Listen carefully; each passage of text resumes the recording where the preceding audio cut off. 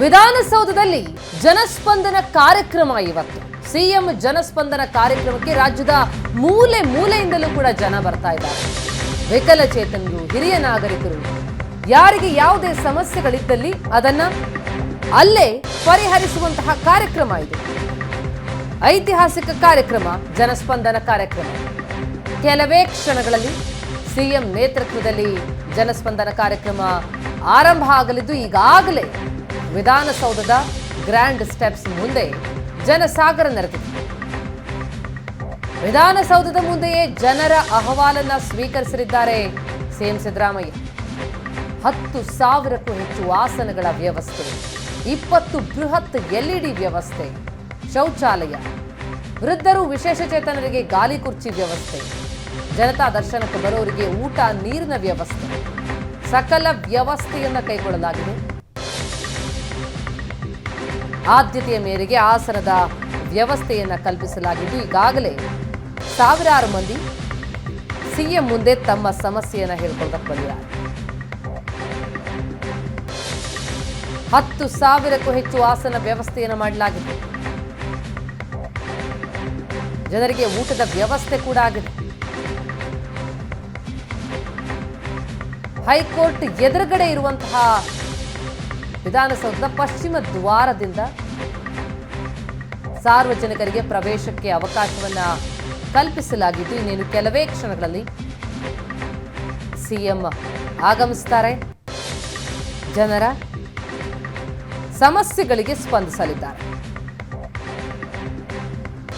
ವಿವಿಧ ರೀತಿಯ ಸಮಸ್ಯೆಗಳನ್ನ ಹೊತ್ತು ನಾಡಿನ ದೊರೆ ಬಳಿ ತಮ್ಮ ಅಹವಾಲು ನೀಡೋದಕ್ಕೆ ಅಂತ ಬಂದಿದ್ದಾರೆ ಜನ. ವೃದ್ಧರು, ವಿಕಲಚೇತನರು, ಮಹಿಳೆಯರು ಬಹಳ ದೊಡ್ಡ ಸಂಖ್ಯೆಯಲ್ಲಿ ಬಂದಿರುವಂಥದ್ದು. ಇದೇ ಪ್ರಥಮ ಬಾರಿಗೆ ಇಷ್ಟು ದೊಡ್ಡ ಮಟ್ಟದಲ್ಲಿ ಜನಸ್ಪಂದನ ಕಾರ್ಯಕ್ರಮ ಆಯೋಜನೆಯಾಗಿದೆ. ಸಿಎಂ ನಿವಾಸದಲ್ಲಿ ಜನತಾ ದರ್ಶನ ಇರ್ತಿತ್ತು. ಸೀಮಿತ ಅವಧಿಯಲ್ಲಿ. ಆದರೆ ಇಂದು ಬೆಳಗಿನಿಂದ ಸಂಜೆವರೆಗೆ ಸಿಎಂ ಸಿದ್ದರಾಮಯ್ಯ ಖುದ್ದು ವಿಧಾನಸೌಧದ ಎದುರುಗಡೆ ಜನರ ಸಮಸ್ಯೆಗಳನ್ನು ಆಲಿಸ್ತಾರೆ. ಅಲ್ಲೇಡ್ರೋ ಅಲ್ಲೇ ಬಹುಮಾನ, ನೊಂದವರಿಗೆ ಸಮಾಧಾನ. ಹೀಗಾಗಿ ಸಕಲ ಸಿದ್ಧತೆಗಳನ್ನು ಮಾಡಿಕೊಳ್ಳಲಾಗಿದೆ. ಭದ್ರತಾ ವ್ಯವಸ್ಥೆ ಕೈಗೊಳ್ಳಲಾಗಿದೆ. 10,000ಕ್ಕೂ ಹೆಚ್ಚು ಆಸನಗಳನ್ನ ಅಲ್ಲಿ ವ್ಯವಸ್ಥೆ ಮಾಡಲಾಗಿದ್ದು ವೃದ್ಧರು, ವಿಶೇಷಚೇತನರಿಗಿಂತ ಗಾಲಿ ಕುರ್ಚಿಯ ವ್ಯವಸ್ಥೆ ಕೂಡ ಆಗಿದೆ. ಲೈವ್ ವಿಜುವಲ್ಸ್ ಅನ್ನು ನಾವೀಗ ನೋಡ್ತಾ ಇದ್ದೀವಿ. ಬಂದಂತವರು ಮೊದಲು ರಿಜಿಸ್ಟರ್ ಮಾಡ್ಕೊಳ್ಬೇಕಾಗತ್ತೆ. ಅವರ ಆಧಾರ್ ಸಂಖ್ಯೆಯನ್ನ, ಅವರ ಹೆಸರನ್ನ, ಅವರ ಸಮಸ್ಯೆಗಳನ್ನ ಹಾಕಿ, ಒಬ್ಬರದ್ದು ಜಮೀನಿನ ಸಮಸ್ಯೆ ಆದರೆ ಮತ್ತೊಬ್ಬರದ್ದು ಆರೋಗ್ಯದ ಸಮಸ್ಯೆ, ಇನ್ನು ಕೆಲವರದ್ದು ಸಾಮಾಜಿಕ ಸಮಸ್ಯೆಗಳಿವೆ. ಹೀಗೆ 10 ಸಮಸ್ಯೆಗಳೊಂದಿಗೆ ಸಿಎಂ ಸಿದ್ದರಾಮಯ್ಯ ಅವರನ್ನ ನೇರವಾಗಿ ಭೇಟಿಯಾಗಿ ತಮ್ಮ ಅಹವಾಲನ್ನ ಮುಂದಿಡೋದಕ್ಕೆ ಬಂದಿದ್ದಾರೆ ಜನ. ಸುಮಾರು 36 ವಿವಿಧ ಇಲಾಖೆಯ ಕೌಂಟರ್ಗಳಲ್ಲಿ ರೆಡಿಯಾಗಿದೆ ಅಹವಾಲು ಸ್ವೀಕಾರಕ್ಕೆ. ಪ್ರತಿ ಕೌಂಟರ್ಗೆ ನಿರ್ವಹಣೆ ಮಾಡೋದಕ್ಕೆ ನೋಡಲ್ ಅಧಿಕಾರಿಗಳ ನೇಮಕ ಆಗಿದೆ. ನವೆಂಬರ್ 27ರಂದು 4,030 ಅರ್ಜಿ ಸ್ವೀಕಾರ, 3,738 ಅರ್ಜಿಗಳ ವಿಲೇವಾರಿಯಾಗಿದೆ. ಈಗ ಬಂದಂತವರು ಟೋಕನ್ ಪಡೆದು ಅರ್ಜಿ ತುಂಬುತ್ತಾ ಇದ್ದಾರೆ. ಅರ್ಜಿಯಲ್ಲಿ ಹೆಸರು, ಆಧಾರ್ ನಂಬರ್, ಪಡಿತರ ಚೀಟಿ ವಿವರವನ್ನ ಕಡ್ಡಾಯವಾಗಿ ನಮೂದಿಸಬೇಕು. ಜೊತೆಗೆ ಅವರ ಸಮಸ್ಯೆ ಏನು ಅನ್ನೋದನ್ನ ನಮೂದಿಸೋದಕ್ಕೆ ಕೂಡ ಅವಕಾಶ ಇದೆ. ನನ್ನ ಜನ ನನ್ನ ಅಭಿಮಾನ ಅಂತ ರಾಜ್ಯ ಮಟ್ಟದ ಜನಸ್ಪಂದನ ಕಾರ್ಯಕ್ರಮ ಇದೆ. ದೃಶ್ಯಗಳನ್ನು ನೋಡ್ತಾ ಇದ್ದೀವಿ. ಭಾರಿ ದೊಡ್ಡ ಸಂಖ್ಯೆಯಲ್ಲಿ ಜನಸಮೂಹ ನೆರೆದಿರೋದನ್ನು. ಭಾರಿ ವ್ಯವಸ್ಥೆಯಾಗಿದೆ. ರಾಜ್ಯದ ಮೂಲೆ ಮೂಲೆಯಿಂದ ಬಂದಿದ್ದಾರೆ. ಚಿತ್ರದುರ್ಗ, ಬೆಳಗಾವಿ, ಗುಲ್ಬರ್ಗ,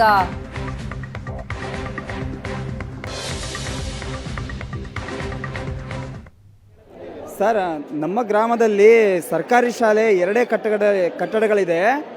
100 ಜನ ವಿದ್ಯಾರ್ಥಿಗಳು ವಿದ್ಯಾಭ್ಯಾಸ ಮಾಡ್ತಿದ್ದಾರೆ, ಹೊರಗಡೆ ಕುತ್ಕೊಂಡು ವಿದ್ಯಾಭ್ಯಾಸ ಮಾಡ್ತಿದ್ದಾರೆ ಸರ್. ಅವ್ರು ಬಂದು ಬರೀ ಆಶ್ವಾಸನೆ ಕೊಟ್ಟೋಗಿದ್ದಾರೆ ಸರ್.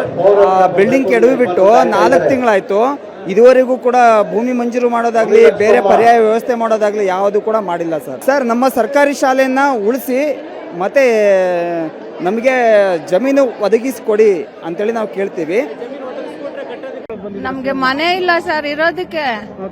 ಅಲ್ಲಲ್ಲಿ ನಾವು ಸೆಡ್ಗಳಲ್ಲಿ ಇರ್ದು ಎಲ್ಲಾರು ನಮ್ಮನ್ನ ಖಾಲಿ ಮಾಡು ಅಂತ ತೊಂದರೆ ಕೊಡ್ತಾರೆ. ನಮ್ಗೆ ಯಾವ್ದು ಜೀವನ ಮಾಡೋಕೆ ಇದು ಇಲ್ಲ, ಮಾರ್ಗ ಇಲ್ಲ ಸರ್. ನಮಗ್ ಬರೋದ ಅಮೌಂಟ್ ಕೂಡ ಸರ್ಕಾರದಿಂದ ಬರೋ ಅಮೌಂಟ್ಗಳು ಕೂಡ ಸರಿಯಾಗಿ ನಮ್ಮ ಅಕೌಂಟಿಗೆ ಬರ್ತಾ ಇಲ್ಲ ಸರ್. ಹಂಗಾಗಿ ನಮಗ್ ತುಂಬಾ ತೊಂದರೆ ಆಗ್ತಾ ಇದೆ. ನಾವು ಅಲ್ಲಿ ಇಲ್ಲಿ ಓಡಾಡೋದಕ್ಕೆ ಕಷ್ಟ ಆಗ್ತಾ ಇದೆ ಸರ್. ವಯಸ್ಸಾಗಿದೆ, ನಮಗೆ ತುಂಬಾ ಕಷ್ಟ ಆಗ್ತಾ ಇದೆ ಸರ್. ಮಾಡಿದ್ವಿ ಸರ್, ಅದು ಯಾಮರ್ಸ್ಬಿಟ್ರು ನಮ್ಮನ್ನ. ಲೆಟರ್ ಸರ್ ಅಲ್ಲಿ ಸ್ಲಮ್ ಬೋರ್ಡ್ ಅಲ್ಲಿ ಕೊಟ್ಟಿಲ್ಲ ಸರ್. ನಮ್ಗೆ ತುಂಬಾ ಇದವಾಗಿ ಕೇವಲವಾಗಿ ಮಾತಾಡೋದು, ಜೋರಾಗಿ ಬೈಯೋದು, ಮನೆ ಇಲ್ಲ ಯಾವ್ದು ಇಲ್ಲ ಹೋಗಿ ಅಂತ ಹೇಳೋದು. ಸಾಹೇಬ್ರು ಲೆಟರ್ ಕೊಟ್ಟಿದ್ರು ಅಂದ್ರೆ ಅದು ಒರಿಜಿನಲ್ ಲೆಟರ್ ಅಲ್ಲ, ಇದು ವೈಟ್ ಕಲರ್ ಲೆಟರ್ ಕೊಟ್ಟಿದ್ದಾರೆ. ಕಲರ್ ಲೆಟರ್ ಇದ್ರೇನೆ ಅದು ಇದಾಗೋದು, ಚಲಾವಣೆ ಆಗೋದು. ನಮ್ಗೆ ಮನೆ ಇಲ್ಲ ಸರ್ ಇರೋದಕ್ಕೆ. ಅಲ್ಲಲ್ಲಿ ನಾವು ಸೆಡ್ಗಳಲ್ಲಿ ಇರ್ದು ಎಲ್ಲಾರು ನಮ್ಮನ್ನ ಖಾಲಿ ಮಾಡು ಅಂತ ತೊಂದರೆ ಕೊಡ್ತಾರೆ. ನಮ್ಗೆ ಯಾವ್ದು ಮುಖ್ಯಮಂತ್ರಿಗಳ ಜನಸ್ಪಂದನ ಕಾರ್ಯಕ್ರಮಕ್ಕೆ ಇನ್ನೇನು ಕ್ಷಣಗಣನೆ ಆರಂಭ ಆಗಿದೆ. ಈಗಾಗಲೇ ವಿಧಾನಸೌಧದ ಆವರಣದಲ್ಲಿ ಸಹಸ್ರಾರು ಸಂಖ್ಯೆಯಲ್ಲಿ ಮುಖ್ಯಮಂತ್ರಿಗಳಿಗೆ ತಮ್ಮ ಆಹ್ವಾನ ಕೊಡಲಿಕ್ಕೆ ಸಾಕಷ್ಟು ಸಂಖ್ಯೆಯಲ್ಲಿ ಬಂದಿದ್ದಾರೆ, ಸಾವಿರಾರು ಸಂಖ್ಯೆಯಲ್ಲಿ ಬಂದಿದ್ದಾರೆ. ಇನ್ನು 10 ಗಂಟೆಯೂ ಕೂಡ ಆಗಿಲ್ಲ. ಈಗಾಗಲೇ ಬೇರೆ ಬೇರೆ ಜಿಲ್ಲೆಗಳಿಂದ ಬೆಂಗಳೂರಿಗೆ, ಅದು ಮುಖ್ಯಮಂತ್ರಿಗಳು ಜನಸ್ಪಂದನ ಕಾರ್ಯಕ್ರಮವನ್ನ ನಡೆಸಿಕೊಡ್ತಾರೆ ಎಂಬ ಕಾರಣಕ್ಕಾಗಿ ಬೇರೆ ಬೇರೆ ಊರಿಂದ ಸಾಕಷ್ಟು ಸಂಖ್ಯೆಯಲ್ಲಿ ಬಂದಿದ್ದಾರೆ. ಅದರಲ್ಲೂ ಕೂಡ ವಿಧಾನಸೌಧದ ಆವರಣದಲ್ಲಿ ಇದೇ ಮೊದಲ ಬಾರಿಗೆ ನಡೀತಾ ಇರುವಂತಹ ಈ ಜನಸ್ಪಂದನ ಕಾರ್ಯಕ್ರಮದಲ್ಲಿ ಕಂದಾಯ ಇಲಾಖೆ ಅಂದ್ರೆ ಸುಮಾರು 30 ಇಲಾಖೆ ಸಪರೇಟ್ ಕೌಂಟರ್ಗಳನ್ನು ಮಾಡಿದ್ದಾರೆ. ಎಲ್ಲರೂ ಕೂಡ ಈಗಾಗಲೇ ರಿಜಿಸ್ಟರ್ ಮಾಡಿಕೊಂಡು ಸಪರೇಟ್ ಆ ಇಲಾಖೆಗೆ ಸಂಬಂಧಪಟ್ಟಾಗ ಆ ಕೌಂಟರ್ಗಳಿಗೆ ಹೋಗಿ ಮನವಿಯನ್ನು ಕೊಡ್ತಾ ಇದ್ದಾರೆ. ಅದರಲ್ಲಿ ನಮಗೆ ಈಗ ಇವತ್ತಿನ ಜನಸ್ಪಂದನ ಕಾರ್ಯಕ್ರಮದಲ್ಲಿ ಕಂದಾಯ ಇಲಾಖೆಗೆ ಸಂಬಂಧಪಟ್ಟ ಹಾಗೆ ಸಹಸ್ರಾರು ಸಂಖ್ಯೆಯಲ್ಲಿ ಬಂದಿರುವಂತದನ್ನ ನಾವು ಕಾಣ್ತಾ ಇದ್ದೀವಿ. ನೀವು ನೋಡ್ತಾ ಇರಬಹುದು, ಇದು ಕಂದಾಯ ಇಲಾಖೆಯ ಕೌಂಟರ್ ಆಗಿದೆ. ಆ ಕಂದಾಯ ಇಲಾಖೆಯ ಕೌಂಟರ್ ನಲ್ಲಿ ಸಹಸ್ರ ಸಂಖ್ಯೆಯಲ್ಲಿ ಬಂದಿದ್ದಾರೆ. ಇದಕ್ಕಾಗಿ ಪ್ರತ್ಯೇಕವಾಗಿ ಇನ್ನೊಂದು ಕೌಂಟರ್ ಕೂಡ ಮಾಡಿರುವಂತದ್ದು ನಮಗೆ ಇಲ್ಲಿ ಕಾಣಿಸ್ತಾ ಇದೆ. ಬೇರೆ ಬೇರೆ ಊರಿಂದ ಬಂದಿದ್ದಾರೆ. ಕಂದಾಯ ಇಲಾಖೆಗೆ ಸಂಬಂಧಪಟ್ಟ ಹಾಗೆ ಸಾಕಷ್ಟು ಸಂಖ್ಯೆಯಲ್ಲಿ ತಮ್ಮ ಸಮಸ್ಯೆಗಳನ್ನ ಹೊತ್ತು ಬಂದಿದ್ದಾರೆ. ಒಂದಿಬ್ಬರನ್ನ ಮಾತಾಡ್ಸೋಣ. ಸರ್, ಯಾವ ಊರಿಂದ ಬಂದಿದ್ದೀರಾ? ದೊಡ್ಡಬಳ್ಳಾಪುರದಿಂದ ಬಂದಿದ್ದೀವಿ ಸರ್. ದೊಡ್ಡಬಳ್ಳಾಪುರದಿಂದ ಬಂದಿದ್ದೀವಿ. ಸಿಕ್ಕಾಪಟ್ಟೆ ಪೊಲೀಸರು ಏನು ವ್ಯವಸ್ಥೆ ಮಾಡಿಲ್ಲ, ಸಿಕ್ಕಾಪಟ್ಟೆ ನುಗ್ಗಲು ಕಂಟ್ರೋಲ್ ಮಾಡ್ತಾ ಇಲ್ಲ. ಇಂಥ ನಮ್ದು ರೆವಿನ್ಯೂ ಡಿಪಾರ್ಟ್ಮೆಂಟ್ ಬಗ್ಗೆ, ಕಂದಾಯದ ಬಗ್ಗೆ ಎಲ್ಲ ಕೊಟ್ಟಿದ್ವಿ, ಏನೂ ಆಗಿಲ್ಲ.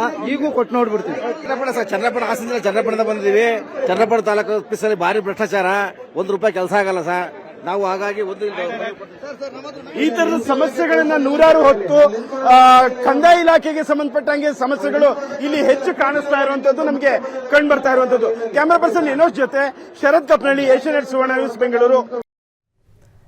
ಜನಸ್ಪಂದನೆಗೆ ಸ್ಪಂದನೆ ಹೇಗಿದೆ ಅನ್ನೋದನ್ನು ತಿಳ್ಕೊಳ್ಳೋಣ. ನಮ್ಮ ಪ್ರತಿನಿಧಿ ಮಾರುತೇಶ್ ಈಗ ಸ್ಥಳದಿಂದ ನೇರ ಸಂಪರ್ಕದಲ್ಲಿದ್ದಾರೆ. ಮಾರುತೇಶ್, ಐತಿಹಾಸಿಕ ಕಾರ್ಯಕ್ರಮ ಅಂತಲೇ ಹೇಳಬೇಕಾಗುತ್ತೆ. ಯಾಕಂದ್ರೆ ವಿಧಾನಸೌಧದ ಎದುರು ಇಷ್ಟು ದೊಡ್ಡ ಮಟ್ಟದಲ್ಲಿ ಜನರ ಸಮಸ್ಯೆಗಳನ್ನ ಸ್ಪಂದಿಸೋದಕ್ಕೆ ಖುದ್ದು ಸಿಎಂ ಸಿದ್ದರಾಮಯ್ಯವರೇ ಬರ್ತಾ ಇರುವಂತಹ ಕಾರ್ಯಕ್ರಮ ಇದು. ಯಾವ ರೀತಿಯಲ್ಲಿ ಸ್ಪಂದನೆ ವ್ಯಕ್ತ ಆಗ್ತಾ ಇದೆ, ವ್ಯವಸ್ಥೆಗಳು ಹೇಗಿದೆ, ಎಲ್ಲೆಲ್ಲಿಂದ ಬಂದಿದ್ದಾರೆ ಜನ ಅಂತ? ಪ್ರತಿಮಾ, ಇದು ರಾಜ್ಯ ಮಟ್ಟದ 2ನೇ ಜನಸ್ಪಂದನ ಕಾರ್ಯಕ್ರಮ. ನವೆಂಬರ್ 27ನೇ ತಾರೀಕು ಅಂದ್ರೆ 2023 ನವೆಂಬರ್ 27ರಂದು ಮುಖ್ಯಮಂತ್ರಿಗಳ ಗೃಹ ಕಚೇರಿ ಕೃಷ್ಣದಲ್ಲಿ ಮಾಡಲಾಗಿತ್ತು.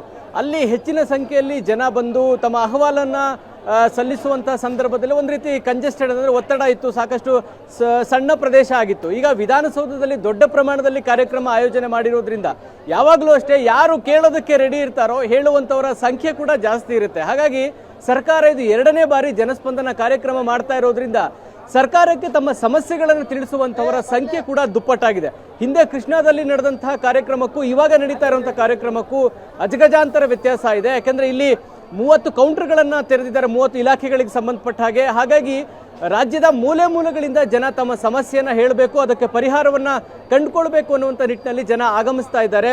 ನಾನು ಜನ ಬರುವಂತಹ ಪ್ರವೇಶ ದ್ವಾರದಲ್ಲಿ ಇದ್ದೀನಿ. ಇಲ್ಲಿ ಗಮನಿಸಬಹುದು, ಎಲ್ಲರನ್ನು ಚೆಕಿಂಗ್ ಮಾಡಿ ಒಳಗಡೆ ಬಿಡ್ತಾ ಇರುವಂಥದ್ದು. ಈಗಾಗಲೇ ಸಹಸ್ರಾರು ಸಂಖ್ಯೆಯಲ್ಲಿ ಜನ ಆಗಮಿಸಿ ಕೌಂಟರ್ನಲ್ಲಿ ಟಿಕೆಟ್ಗಳನ್ನು ತೆಗೆದುಕೊಂಡು, ಅಂದರೆ ಕೂಪನ್ಗಳನ್ನು ತೆಗೆದುಕೊಂಡು ಅವರ ನಂಬರನ್ನು ಎಂಟ್ರಿ ಮಾಡಿರ್ತಾರೆ ಮತ್ತು ಯಾವ ಕೌಂಟರ್ಗೆ ಹೋಗಿ ನೀವು ರಿಜಿಸ್ಟರ್ ಮಾಡ್ಕೊಳ್ಬೇಕು ಅನ್ನುವಂಥ ಇನ್ಸ್ಟ್ರಕ್ಷನ್ಸ್ ಕೂಡ ಕೊಟ್ಟಿರ್ತಾರೆ. ಸೊ ಅಲ್ಲೆಲ್ಲವೂ ಕೂಡ ಹೋಗಿ ರಿಜಿಸ್ಟ್ರೇಷನ್ ಮಾಡಿಕೊಂಡು ತಮ್ಮ ಅರ್ಜಿಯನ್ನು ಕೂಡ ಸಲ್ಲಿಸಿ ಈಗ ಕೂತಿದ್ದಾರೆ. ಮುಖ್ಯಮಂತ್ರಿಗಳನ್ನ ಭೇಟಿಯಾಗಿ ಅವರ ಸಮಸ್ಯೆಯನ್ನು ತಿಳಿಸುವಂಥ ಪ್ರಯತ್ನವನ್ನ ಮಾಡ್ತಾರೆ. ಸಾಕಷ್ಟು ಸಂಖ್ಯೆಯಲ್ಲಿ ಜನ ಆಗಮಿಸ್ತಾ ಇರೋದ್ರಿಂದ ಅಲ್ಲಿಗೆ ಬೇಕಾದಂಥ ವ್ಯವಸ್ಥೆ ಕೂಡ ಮಾಡಿಕೊಳ್ಳಲಾಗಿದೆ. ಅಂಗವಿಕಲರು ಬಂದರೆ ಅವರಿಗೆ ಪ್ರತ್ಯೇಕವಾಗಿ ವೀಲ್ ಚೇರ್ ಮೂಲಕ ಅವರಿಗೆ ಸಪರೇಟ್ ಆದಂಥ ಕೌಂಟ್ರಿಗೆ ಕರ್ಕೊಂಡು ಹೋಗುವಂಥ ಪ್ರಯತ್ನಗಳಾಗ್ತಾ ಇದೆ. ಕೆಲವರಿಗೆ ಕುಡಿಯೋದಕ್ಕೆ ಮಜ್ಜಿಗೆ ವ್ಯವಸ್ಥೆ ಮಾಡ್ತಿದ್ದಾರೆ. ಯಾರಿಗಾದರೂ ತಲೆ ಸುತ್ತು ಬಂದು ಸಮಸ್ಯೆಯೋ BP ವೇರಿಯೇಷನ್ ಈ ಥರದ್ದೇನಾದರೂ ಆದರೆ ಅವರಿಗೆ ಟ್ರೀಟ್ ಮಾಡಲಿಕ್ಕೆ ಒಂದು ಆರೋಗ್ಯ ಕೇಂದ್ರವನ್ನು ಕೂಡ ಇಲ್ಲಿ ಮಾಡಲಾಗಿದೆ. ಮತ್ತು ಇಲಾಖೆ ವೈಸ್ ಮಾಡಿರೋದ್ರಿಂದ ಯಾರ ಸಮಸ್ಯೆ ಯಾವ ಇಲಾಖೆಗೆ ಹೋಗಬೇಕು ಮತ್ತು ಅಲ್ಲಿ ಯಾವ ರೀತಿ ಸಿಬ್ಬಂದಿಗಳು ನಿಯೋಜನೆ ಮಾಡಬೇಕು ಅನ್ನೋದನ್ನು ಕೂಡ ಪ್ರತ್ಯೇಕವಾಗಿ ಅಷ್ಟು ಕೌಂಟರ್ಗಳಲ್ಲೂ ರಿಜಿಸ್ಟ್ರೇಷನ್ ಮಾಡುವಂತಹ ಪ್ರಕ್ರಿಯೆಯನ್ನು ಕೂಡ ಇಟ್ಕೊಂಡಿದ್ದಾರೆ. ಬರುವಂತವರೆಲ್ಲ ಹಾಗೆ ಬರ್ತಾ ಇರ್ತಾರೆ, ಇಲ್ಲಿ ಬಂದು ರಿಜಿಸ್ಟರ್ ಮಾಡಿ ನಂತರ ಸಮಸ್ಯೆ ಹೇಳ್ಕೊಳ್ಳುವಂಥದ್ದು, ಅಥವಾ ಮೊದಲೇನಾದ್ರೂ ನೋಂದಾಯಿಸ್ಕೊಳ್ಬೇಕಾದಂತಹ ಅಗತ್ಯತೆ ಇರುತ್ತಾ? ಏನು ಪ್ರೊಸೀಜರ್ ಏನು ಅಂತ ಇಲ್ಲಿ ಅದಕ್ಕೇನಾದ್ರೂ ಗೈಡ್ಲೈನ್ಸ್ ಇದೆಯಾ? ಪ್ರತಿಮಾ ಈಗ ಇಲ್ಲಿ ಬಂದುವಂಥವ್ರಿಗೆ ಮೊದಲು ರಿಸೆಪ್ಷನ್ ಕೌಂಟರ್ಗೆ ಹೋಗ್ತಾರೆ. ಅಲ್ಲಿ ಯಾವ ಸಮಸ್ಯೆ ಅಂತ ಕೇಳಿ ಅವರಿಗೆ ಕೂಪನ್ ಕೊಡಲಾಗುತ್ತೆ. ಅದರಲ್ಲಿ ನಂಬರ್ ಕೂಡ ಇರುತ್ತೆ ಯಾವ ಕೌಂಟರ್ಗೆ ಹೋಗಬೇಕು ಅನ್ನುವಂಥದ್ದು. ಆ ಕೌಂಟರ್ಗೆ ಹೋಗ್ತಿದ್ದ ಹಾಗೆ ಮುಖ್ಯಮಂತ್ರಿಗಳ ಒಂದು ಭಾವಚಿತ್ರ ಇರುವಂಥ ಜನಸ್ಪಂದನದ ಒಂದು ಅಪ್ಲಿಕೇಶನ್ ಫಾರ್ಮ್ ಅನ್ನು ಕೊಡ್ತಾರೆ. ಆ ಅಪ್ಲಿಕೇಶನ್ ಫಾರ್ಮ್ನಲ್ಲಿ ಏನು ಸಮಸ್ಯೆ ಮತ್ತು ಆಧಾರ್ ನಂಬರ್, ಪಡಿತರ ಚೀಟಿಯ ಸಂಖ್ಯೆ ಇದ್ರೆ ಅದನ್ನು ನಮೂದು ಮಾಡಬೇಕು. ಸೊ ಅದನ್ನು ನಮೂದು ಮಾಡಿದರೆ ಆ ಒಂದು ಅಪ್ಲಿಕೇಶನ್ ಇಟ್ಕೊಂಡು ಅಲ್ಲೇ ರಿಜಿಸ್ಟರ್ ಮಾಡ್ತಾರೆ. ವಿತಿನ್ ಮಿನಿಟ್ ಒಳಗೆ ರಿಜಿಸ್ಟ್ರೇಷನ್ ಕೂಡ ಮುಗಿದೋಗುತ್ತೆ. ಅದಾದ ಮೇಲೆ ಮುಖ್ಯಮಂತ್ರಿಗಳ ಆಲಿಸುವಂಥ ಸಂದರ್ಭದಲ್ಲಿ ಅವರ ಫೈಲ್ ಕೂಡ ಅಲ್ಲಿಗೆ ಹೋಗಿರುತ್ತೆ. ಫೈಲ್ ನಂಬರ್ ಎಂಟ್ರಿ ಆಗ್ತಿದ್ದ ಹಾಗೆ ಜನರು ಯಾವ ಸಮಸ್ಯೆಯನ್ನು ಹೇಳ್ಕೊಂಡು ಬರ್ತಿದ್ದಾರೆ ಅನ್ನೋದನ್ನು ಕೊಡುತ್ತೆ. ಅಂದರೆ ಅದಕ್ಕೆ ಪರಿಹಾರ ಸ್ಥಳದಲ್ಲೇ ಪರಿಹಾರ ಕೊಡೋದಿದ್ರೆ ಮುಖ್ಯಮಂತ್ರಿಗಳು ಸ್ಥಳದಲ್ಲೇ ಪರಿಹಾರವನ್ನು ಕೊಡ್ತಾರೆ. ಇಂತಿಷ್ಟು ಕಾಲಮಿತಿಯೊಳಗೆ ಏನಾದರೂ ಕೆಲಸ ಇತ್ಯರ್ಥ ಆಗುತ್ತೆ ಅನ್ನೋದಿದ್ರೆ ತಾಲೂಕಿನ ಅಂದರೆ ತಹಶೀಲ್ದಾರ್ಗೋ ಅಥವಾ ಜಿಲ್ಲಾಧಿಕಾರಿಗಳಿಗೋ ವರ್ಗಾವಣೆ ಮಾಡ್ತಾರೆ. ಅಂದರೆ ಆ ಇಲಾಖೆಯ ಸಂಬಂಧಪಟ್ಟ ಅಧಿಕಾರಿಗಳಿಗೆ ವರ್ಗಾವಣೆ ಮಾಡುವಂಥ ಪ್ರಕ್ರಿಯೆಗಳಾಗುತ್ತೆ. ಸೊ ಒಂದಷ್ಟು ಜನ ನಮ್ಮ ಜೊತೆಗೆ ಮಾತನಾಡಬೇಕು ಅಂತೇಳಿ ಸಾಕಷ್ಟು ಜನ ಇದ್ದಾರೆ. ಪ್ರತಿಮಾ, ಅವ್ರನ್ನ ಮಾತನಾಡ್ಸೋಣ. ಏನೇನು ಸಮಸ್ಯೆಗಳು ಬಂದಿದ್ದಾವೆ, ಅವರಿಗೆ ಎಷ್ಟು ನಿರೀಕ್ಷೆ ಇದೆ ಈ ಜನಸ್ಪಂದನ ಕಾರ್ಯಕ್ರಮದಿಂದ ಅಂತೇಳಿ. ಸರ್, ತಾವು ಎಲ್ಲಿಂದ ಬಂದಿದ್ದೀರಿ? ಇದು 2ನೇ ಜನಸ್ಪಂದನ ಕಾರ್ಯಕ್ರಮ. ಮುಖ್ಯಮಂತ್ರಿಗಳ ಈ ನಿರ್ಧಾರದಿಂದ ತಮಗೇನು ಅನಿಸ್ತಾ ಇದೆ? ಸರ್, ನಾನು ಹಾಸನ ಜಿಲ್ಲೆಯಿಂದ ಅರಸೀಕೆರೆ ತಾಲೂಕು ಮಾಡಾಳು ಒಂದು ಗ್ರಾಮ ಪಂಚಾಯತಿ ಅಲ್ಲಿಂದ ಬಂದಿದ್ದೀನಿ ಸರ್. ಸುಮಾರು ನಾನು 3 ಗಂಟೆಯಲ್ಲಿ ಊರಿಂದ ಹೊರಟೆ.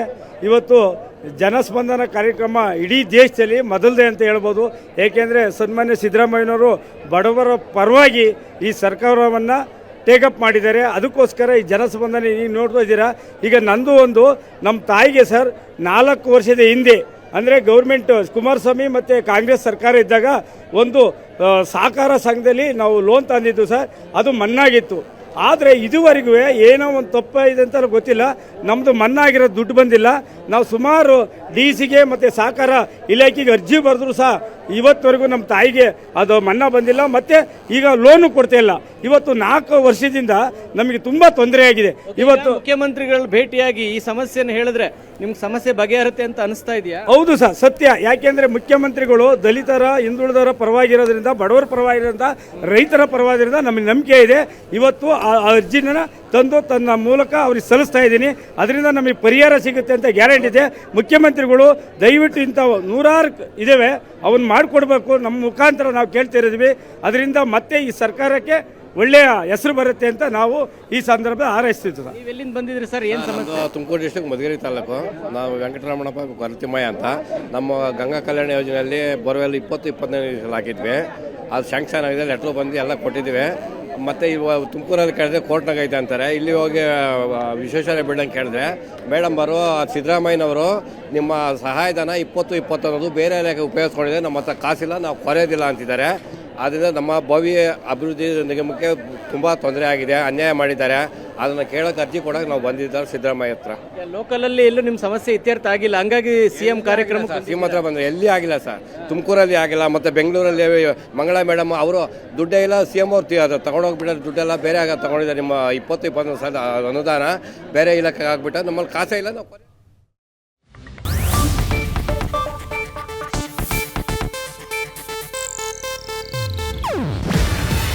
ಇದು ಏಷ್ಯಾನೆಟ್ ನ್ಯೂಸ್ ನೆಟ್ವರ್ಕ್ ಪ್ರಸ್ತುತಿ.